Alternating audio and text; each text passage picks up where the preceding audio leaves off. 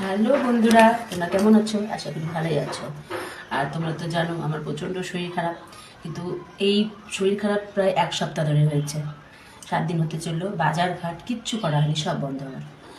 তো মা হওয়া বড় সমস্যা। আমি নিয়ে না খেয়ে থাকবো, শরীর খারাপ, কিন্তু আমার বাচ্চারা তো খেতে হবে, তাই না? বাজার তো যেতে হবে। আজ এক সপ্তাহ পরে বাজার গেলাম, তো বেশি করে বাজার করে নিয়ে চলে আসলাম, যাতে আর যেতে না হয়। বাজারের দায়িত্বটা যেহেতু আমার, আমি না গেলে পরে কেউ যাবে না। তো সব থেকে প্রথম হচ্ছে শীতের ধনিয়া পাতা। ধনিয়া পাতা ছাড়া তো চলেই না, তোমরা জানো, সবারই তাই। আর এই ফার্স্ট টাইম নিয়ে আসলাম হচ্ছে বথুয়া শাক। বথুয়া শাক তো তোমরা চেনোই। তো নিয়ে আসলাম, এখন জানি না কবে বানাতে পারবো, শরীরটা ঠিক হবে তারপরে বানাবো। নিয়ে আসলাম, যে একটু সস্তা পেলাম, নিয়ে নিলাম। আর এই হচ্ছে বেগুন নিলাম। বেগুন দেখে তোমরা হেসো না কেউ, এটাই সস্তা বেগুন। এখন ওই বিকটের বেগুনের দাম অনেক, তাই না? আমি এই বেগুনটাই নিয়ে আসলাম। আর লেবু নিয়েছি, আদা, আর সব থেকে বেশি পছন্দের আমার যেটা মটরশুঁটি। মটরশুঁটি না হলে আমার চলে না, যেহেতু আমার মেয়েরা পছন্দ করে না।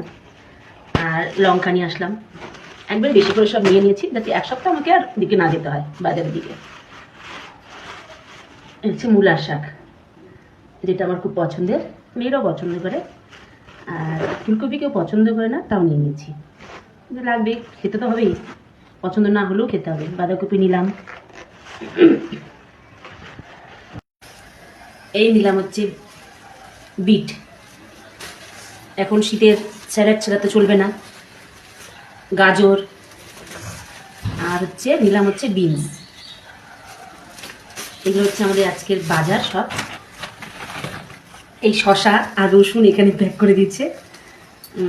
রসুনটা বেশি করে নিয়ে নিলাম, লাগে। তোমার হচ্ছে নিরামিষ খেলেও তো তোমার হচ্ছে রসুন টসুন লাগেই, মাছ মাংস না থাকলে পরে রসুনটা দরকার, রসুন পেঁয়াজটা ছাড়া তো চলে না। এই যে শশা, আর একটু একটু পেঁয়াজ করে নিয়েছি এই স্যালাডের জন্য।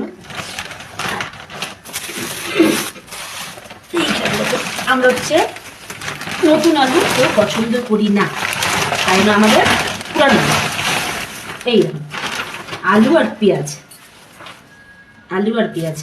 আমরা নতুন আলু কেউ ভালোবাসি না দেখে নতুন আলু নিয়ে আসিনি। এই হচ্ছে আজকের বাজার। আর একটু দেখে নাও মাছ। এই নিয়ে আসলাম হচ্ছে কাতল মাছ। কাতল মাছ নিয়ে নিয়েছি। আর এই আমাকে আজকে জোর দিয়েছে, আমরা কোনোদিনও খাই না, কেননা এর আগে দুবার নিয়ে এসেছিলাম আমি, তো দেখলাম তিতা লাগে এই মাছের তেল, আমরা কিন্তু কোনোদিনও খাইনি। জোর করেই দিয়েছে একটা কাকু, বলে নিয়ে যাও, যে দেখো খেয়ে তিতা লাগবে না। কিন্তু জানি না, এখন রিস্ক নিয়ে রান্না তো করবো, দেখি কি হয়।